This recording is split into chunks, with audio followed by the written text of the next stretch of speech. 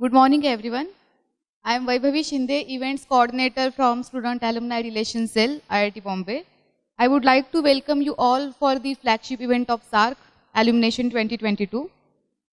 I would also like to extend a special welcome to the speakers of today's session, Mr. Heet Shah and Mr. Arpit Burad. Mr. Heet Shah graduated in 2018 from Department of Civil Engineering and now works as Junior Associate in Mckinsey and Company. Whereas Mr. Arpit is a Chemical Engineer from 2017 batch and holds the position of Senior Associate at Boston Consulting Group. It's our pleasure to have you amongst us. So without wasting much time, I would like to invite our speakers to the stage and deliver the insights into the consulting.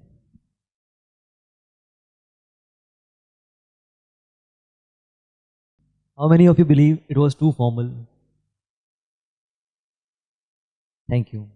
We all on the same boat. We'll keep it thoda informal. We don't want it to be a... हम लोग भी chill करने आए तो अपन सब chill करेंगे तो basically तो आगे आ जाओ यार ऐसे ना पीछे बैठने में क्या होगा कि फिर लग रहा है कि काफी क्राउड है तो आगे आ जाओ ऐसे बुला के भी won't कि आगे आके कुछ करे but just to we are like a less people and want to keep it slightly informal and have a normal discussion. We won't want to keep it one way and just keep on saying of what we do. By the way, just to clarify, I'm Heet and he's Arpit, just in case. Guys, this would be put up on the YouTube channel, so let's be on our best behaviors, okay?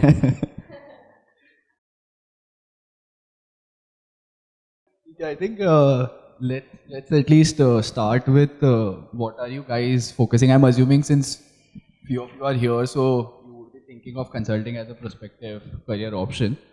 We just wanted to gauge the interest of how many of you are actually thinking about consulting or have already thought of it, or some of you might be in the phase of deciding if consulting is for you. So just if you have still decided, how many of you have decided कि नहीं, I want to do consulting? Like, okay, that's a good. Achha, okay. How many of you know what consulting is? Show of hands. Basics. Okay, perfect. And how many of you, those who know what consulting is, want to still get into consulting? Amazing. So our TG is these guys, not these three. Okay, great. What kind of domains you are targeting for your interns, for your final placements? Once again, so what is the demography in the case? How many second yearites? Oh, so majorly second years. Anyone from third year or final year? Third year. Final year? Final year, okay. Perfect. So already started preparing. Great.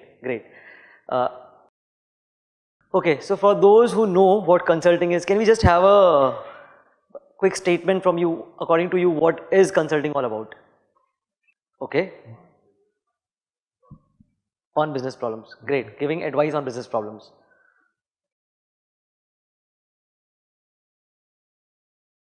Okay, these are the practice areas or functional areas where we work on.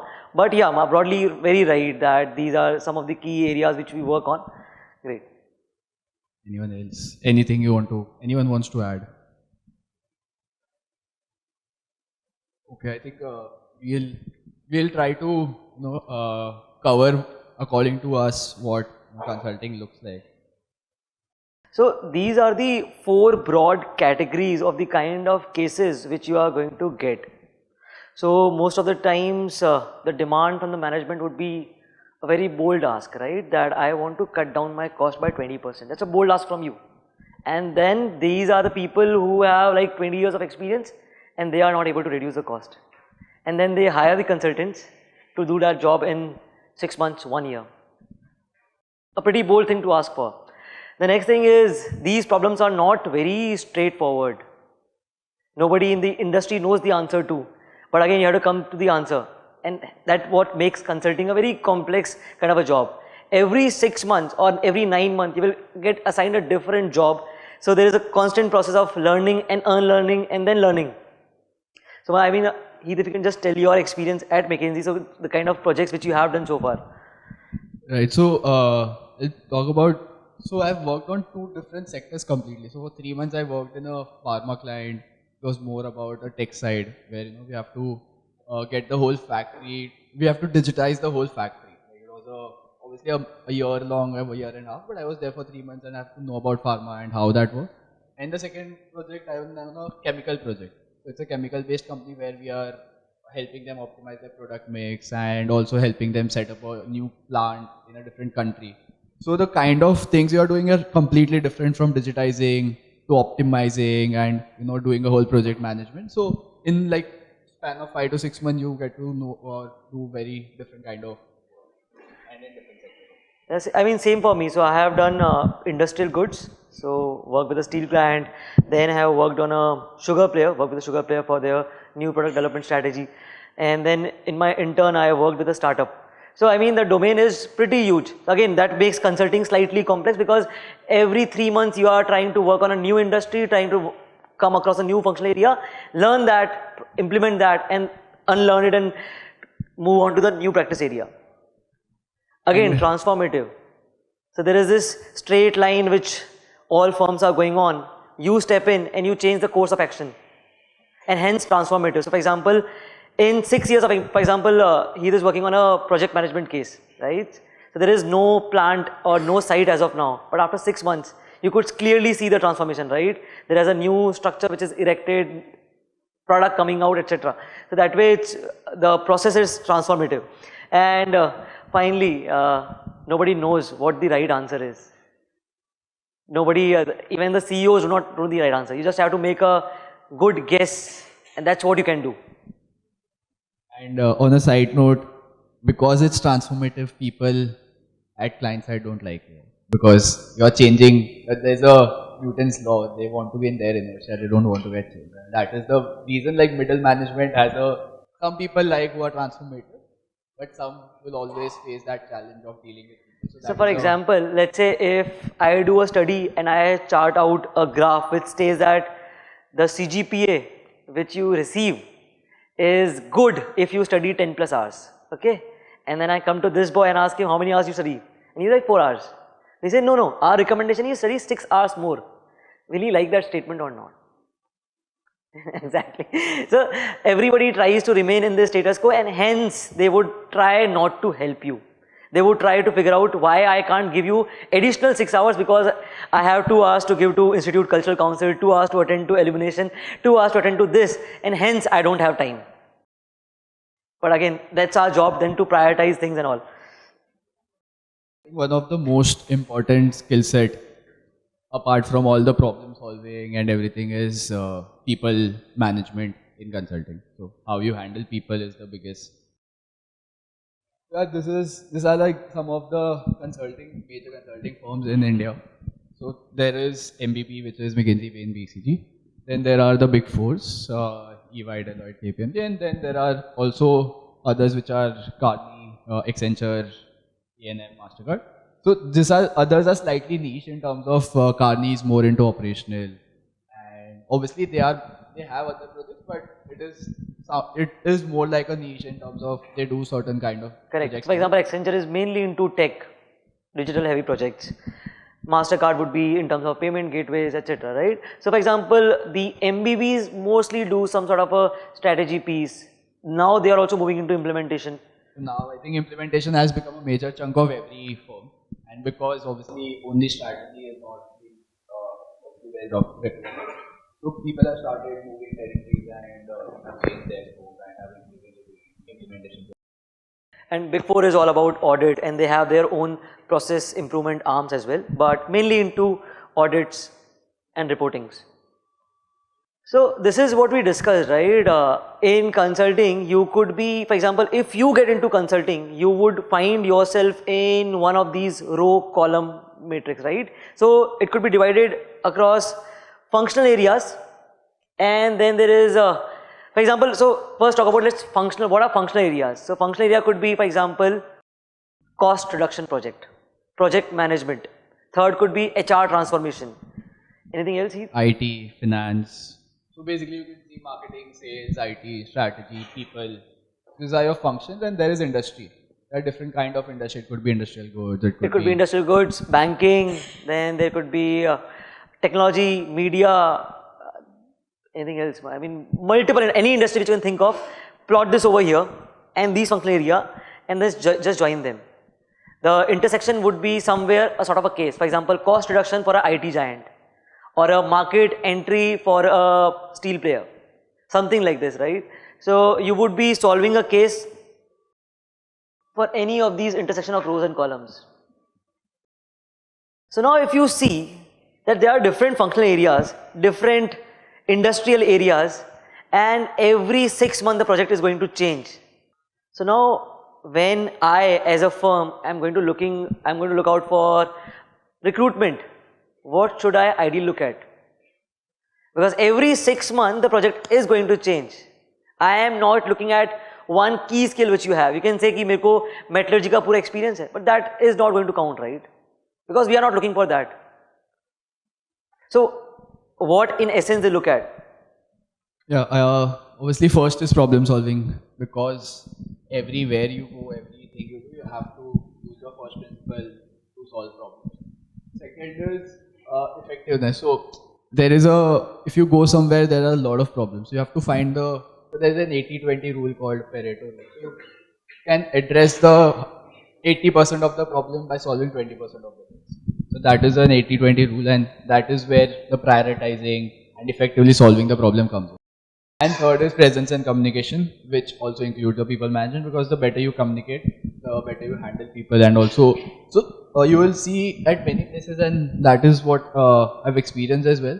So while you are at client and you start building good rapport with them, so it will more likely they will even come to you for their own normal working. How do I communicate this better with my management, to the team? So apart from your scope of work, they'll realize how better you are communicating. So it is in consulting language called top-down communication, where you give the key message followed by what are the reasons to it. So it's called a top-down communication in consulting, where you give the clear message first. So it is called effective communication, and presence is more about how you have to generally be aware of everything which is happening around, so that you can walk into a meeting and always have something to comment on. That is like a presence you have to have, because you are in a consulting or a serving business where you obviously have to be on the top. So for example, presence and communication does not mean that you have a thorough level kind of an English. That is not required. You have to be able to figure out what needs to be told to the client. When I say what needs to be told, what is the problem, what is the solution, and what should we do right now. These 3 steps, right? So when you form your HR answers, you have this approach, right? STARK approach. What is that? STARK approach. Situation, task. Situation, task. Action, and something like that, right? Action and result oriented thing. So again, there is a structure to it, right? So communication in no way means that your English is so difficult that client is also not able to understand. So for example, in some cases for the current client, most of the middle management doesn't understand English. So again, Hindi becomes the key mode of communication. But some people can goof up in that as well. Now, if you know Hindi doesn't mean that you are a good communicator. That's the difference between being a communicator versus knowing the language part. This is a typical consulting prep journey and I think what you would be more interested in knowing going forward. So obviously a consulting journey for acquisition IIT Bombay generally starts with CV prep, where you try to make the best of your CV. We'll go into the details of how CV is, what generally they look in the CV. Then is case prep, which I think we mentioned around market entry, estimates, profitability, abstract cases. And then HR prep, which will discuss you have to give the answer in a certain structured way so that communication part comes in, and then obviously then you have the final interview, which includes both case and HR. So a typical case interview would be a mix of 2 things. One is your case followed by a HR interview, right? So with the HR interview, they want to check if you are a fit for the firm or not, and with the case interview, they want to check with your effectiveness, problem solving skills, and in general communication, right? So now coming to how you should make a CV and what are the different steps in order to make the right CV, right? So starting with a master CV, what you should have is a broad list, a long list of items or long list of activities which you have done from, let's say, class 9th till here. So for example, if someone is expert in Bharatanatyam, what are the different awards you have won, what are the different stages you have participated in, have you won anything or not, something like this. Write everything down.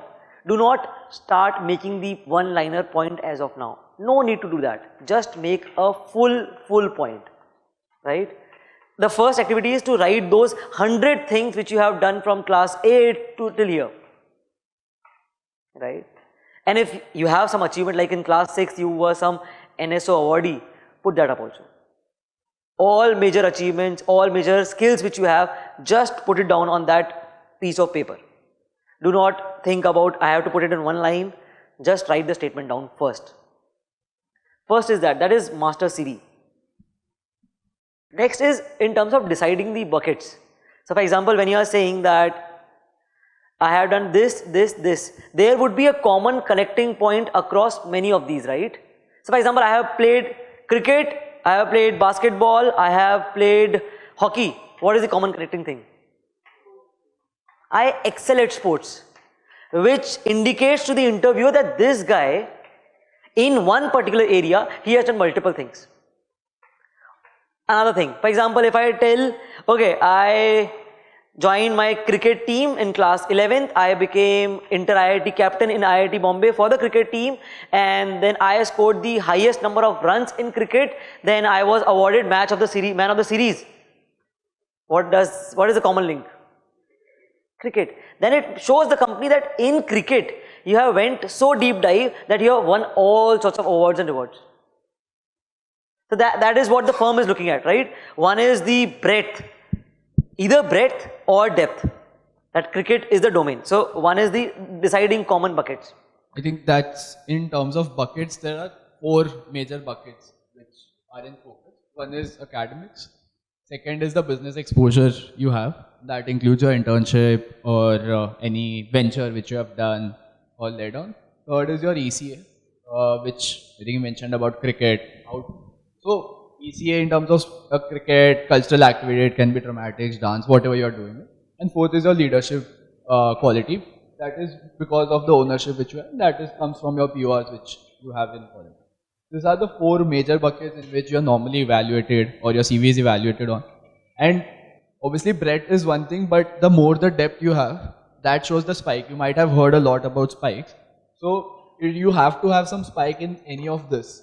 At least one of this to stand out.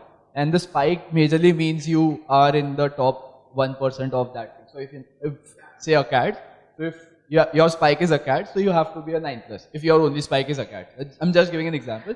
But your cats can be 7, but something else has to stand out. Say your intern, you have your own venture which has raised some funds and you had a very good intern. Or something has to like really stand out, or if it may be ECA, you are a national level player. So that stands out with a So at the end, the firm wants to see what makes you so special. What makes the person X so special from the rest of the bunch.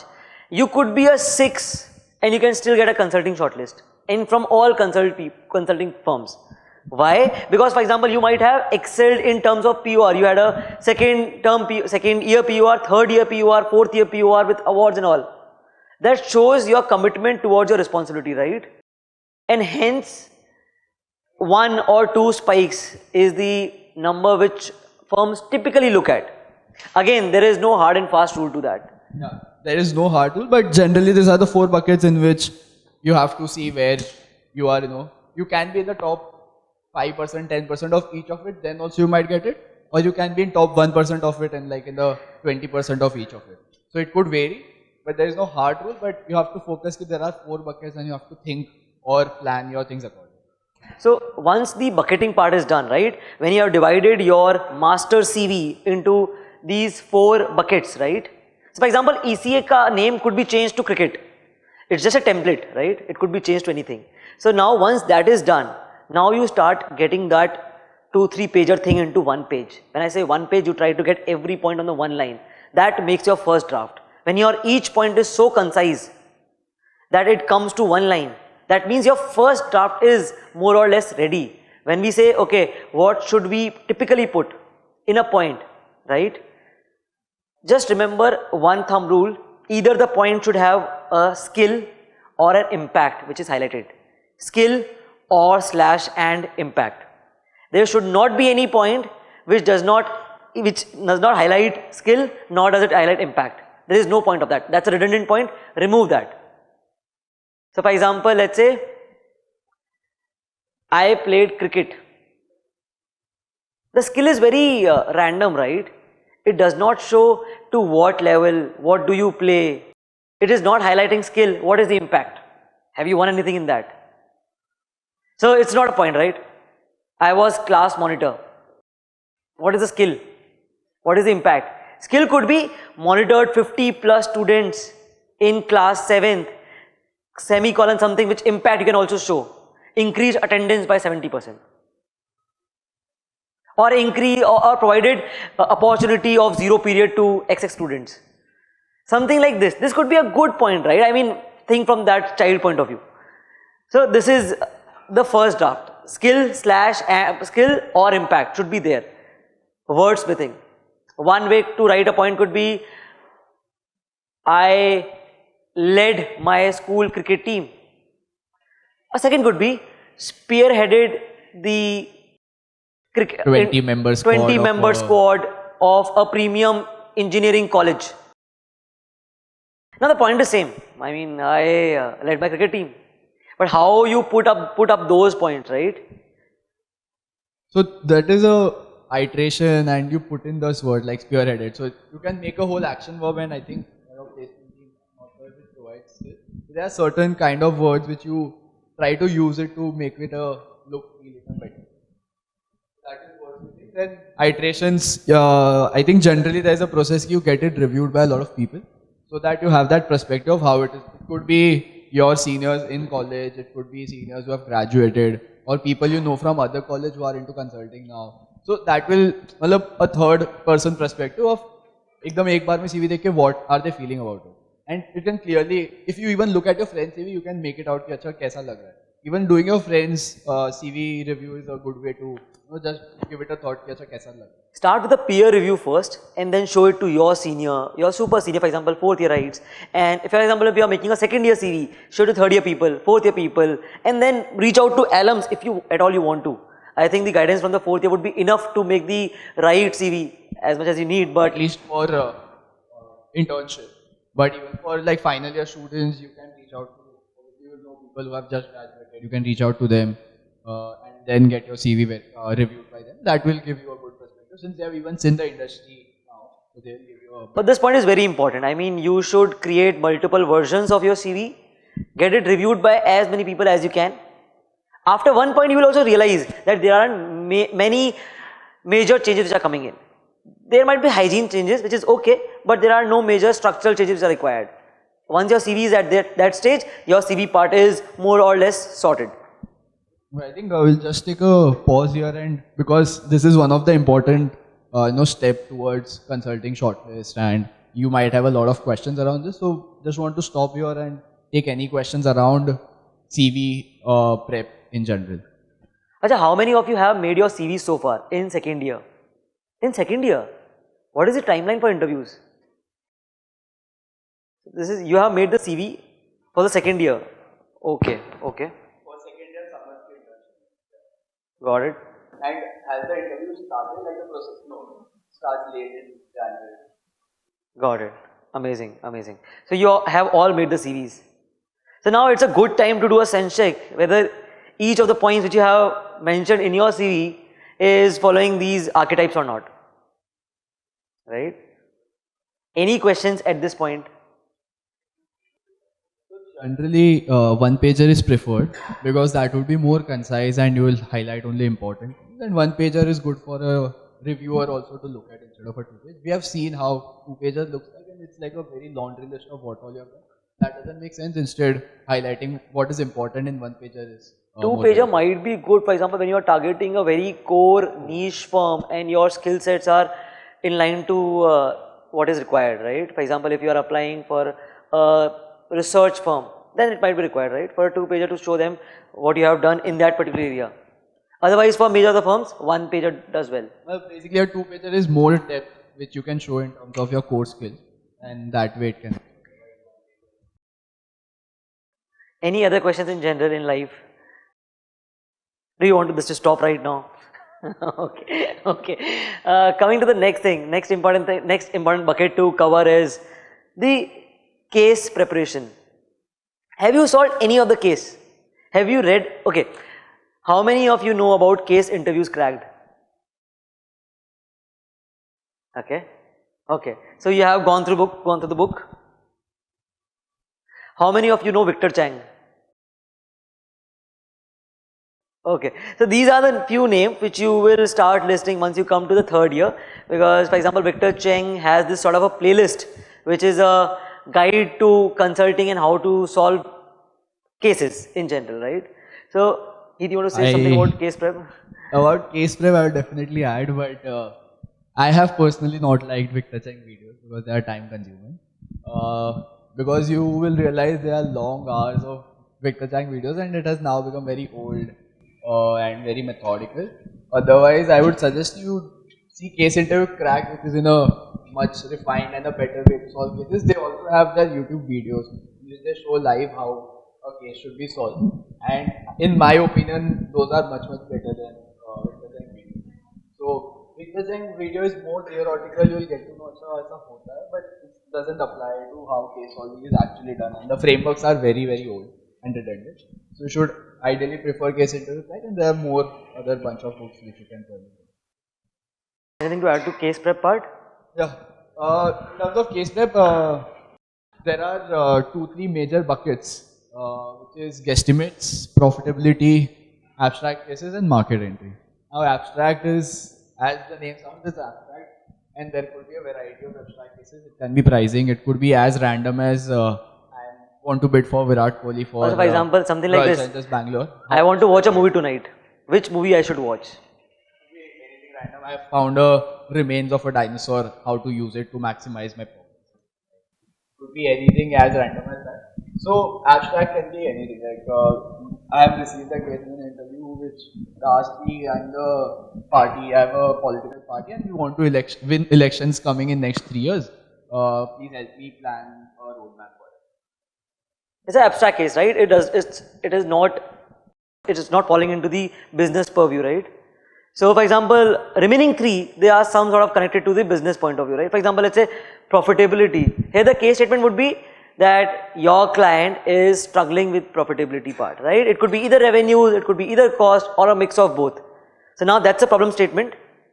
You are expected to identify the root cause of that in a structured way, and second, provide recommendation to get away from that particular situation. For example, if your costs are rising, how can I control that? One is why the costs are rising, that you have to figure out, and then followed by how can I control it. So that is covered broadly in profitability.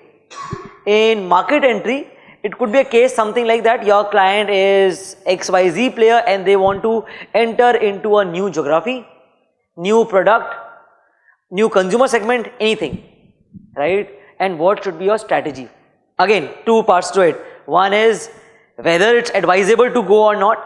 Second is, if at all they decide to go, what should be the strategy, right? So, and finally the guesstimate. Guesstimate part is more sort of a number crunching to it, right? So for example, when you are saying that if Coca-Cola wants to enter into Indian market, let's say 20 years back when they were deciding that they want to enter into Indian market, should they enter or not? One is that yes, they should enter, but why? Why we are saying that they should enter?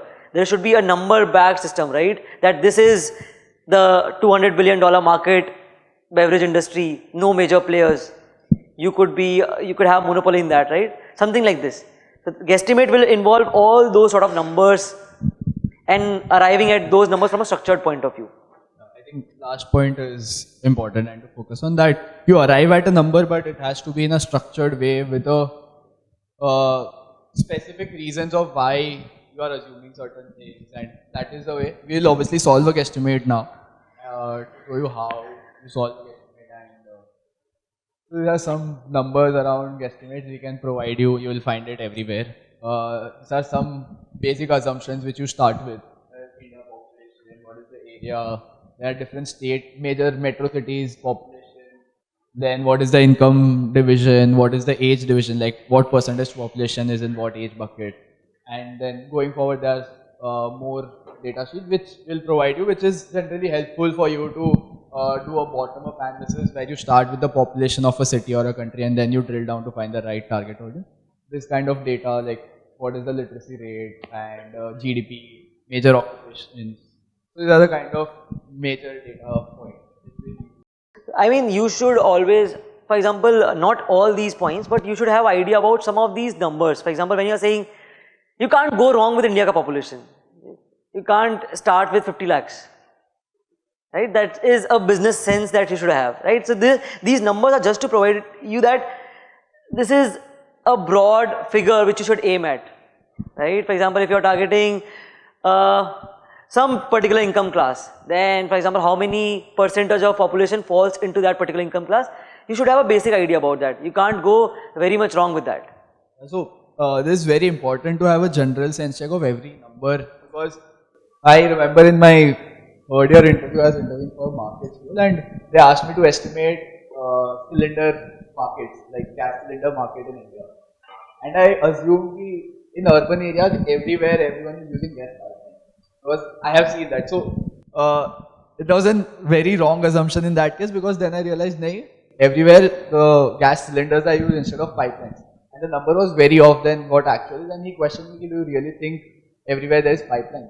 So having that general sense check or certain numbers in line is always important, because you can't have, say, Indian economy is dominated by agriculture, so that is more than 50-55%. So that is very important to just have that in back of your mind. So that also shows a general knowledge that India's economy is agriculture and service based. So you can't say it's manufacturing based and manufacturing is 50%. So if you say that, then it is a very wrong statement. It clearly shows that you don't have that backing or knowledge about how the economy or India is working. That's a very good point actually. For example, if you are making some assumption, put that out first. Do not assume by yourself and do the calculation. For example, if someone has assumed that, okay, from my context setting, I know there are gas pipelines everywhere. Is my assumption correct? There is no harm in not knowing the right facts and figures, but just to have a check. Asking the right question is also very important. To take a buy-in from the interviewer at each point, that is very important. And case interviewers are typically conversation. These are interview-led things. Whatever you ask, they will tell. It is not like a statement is given in the open air and then you are about to solve this problem. It won't happen like that. You have to continuously question the interviewer to reach the final answer. And I think that's what you will, while you read or solve cases from CIC or watch their videos, you will realize how they are asking the questions, the right questions to come up with an answer. Because many points in many of the books will just see the numbers diye hue, but you don't know how to ask that question or come to that point. And that's where certain books help in the right kind of framework or questions to ask. Okay, show of hands, how many of you now know the funda of what market size is? Basic, what market size is? How many of you know? Remaining else, what market size do you think is? Take a random guess of what do you think is a market size?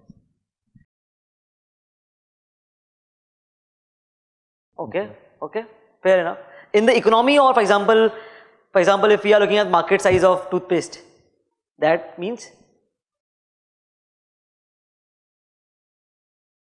Cool? Right? Okay. So now, since we all understand and we are on the same page, let's do a quick small problem.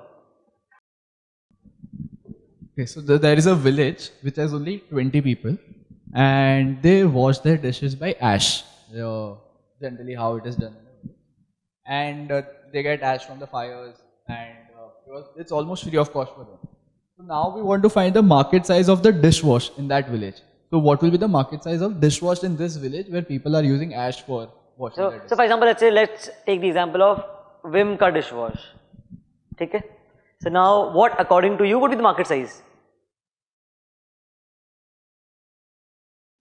0, okay. Any other guesses? 20, okay. Where? So for example, let's say if there are 20 people in the village, each buys one in 1 year. Yeah. 20, okay. 20, 0, 20, any other number? 10. What makes you say 10?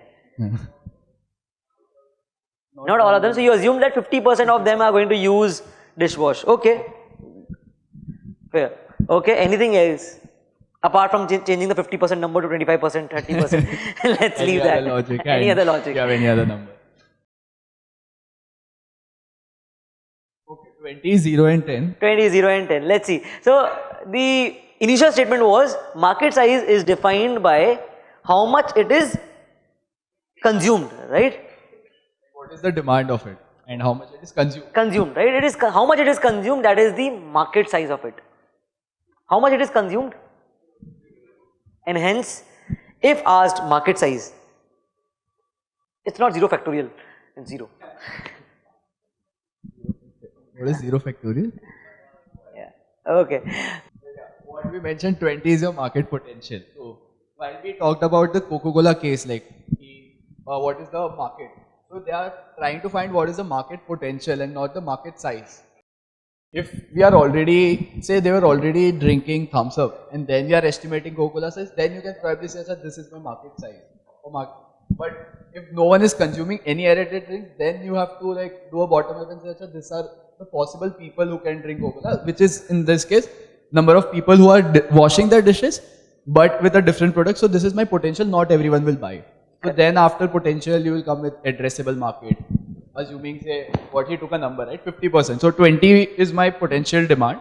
Then I'll say okay, 50% of them will be able to afford my product or will be interested in. So my addressable market is 10. Again, a very good point. For example, he mentioned something about if I would be able to afford it or not, right? It's an assumption, it's a thing which you want to make, right? Not everybody would be able to buy Vimka dishwash. Some people are going to stick to that ash thing only. Right? So to come to those sort of insights about consumer behavior, this is a consumer behavior insight, right? Not everyone can afford, with the given demography and the income group which I have, not everyone would be able to afford my product, and hence I am assuming that at least 50% of people will be able to afford it, and hence 10 is the market size. Just to like how you normally do it in a case interview also, say you have come up with a number of potential market. Now you can even give a personal reference, say I have a group of 10 friends and I'm talking about say electric toothbrush. So I'm saying out of 10 of my friends, I've seen interested people are only, I've seen 2 people using it. So I feel it should be only 20% of my potential. You have to give some reason, this is one of the way which you can, in my group of 10 people, 2 people I've seen use it on an average. So I think that should be 20%. So that is how you have to give a rational. It can be even small as your friend group, as I mentioned. It could be a good example as well. While you say you are talking about a restaurant and you have to talk about what is the occupancy there at different times. So you can say by your personal experience you have seen on after 8 PM on weekends it is 100%, but on weekends in the day is like 70-80%. So you have to say by experience I have seen this, and that is how you have to justify your approach. Cool. So now insights could come from 2 things. One is that fact sheet which you have, which has some standard numbers, and second could be from the personal insights which you have, right? And the personal insight could be from the school ka group, the demography of the institute itself, anything could be it, right? So now let's start with one brainstorming session. For example, if today you are asked to estimate the hair gel market size in India, or let's say for the matter of the case, market potential कर लेते हैं इसको, hair gel market potential.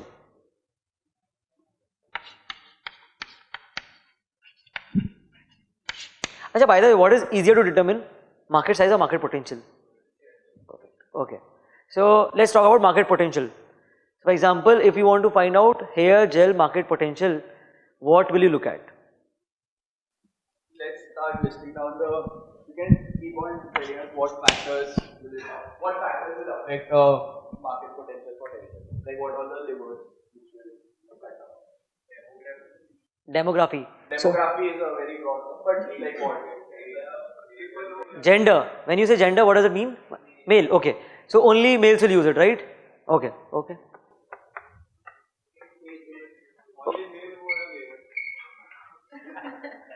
Good insight, right? Good insight. Male, age, with hair. Okay. What else? Why income group? Exactly. Some people might, of the male who have hair and falling into the particular age group, might not have enough resources, right? Why rural urban? Because accessibility could be an issue, right? A firm might decide not to have a distribution channel in the rural area because it would be expensive to reach out to just one player versus many small players in the urban area, many players in the urban market. Okay? Anything else? In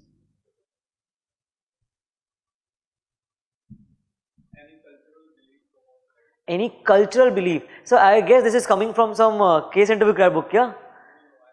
Because I have seen this on the hair shaver side, right? There was this case on finding the market size of trimmer.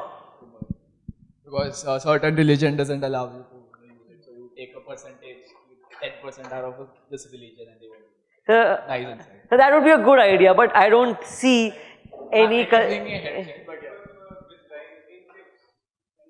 Yeah, Yeah, that's what. okay. So for example, you are saying religion would be a big issue, right? Okay, Yeah. religion, okay. Hair Sorry? type. Oh, what do you mean by hair?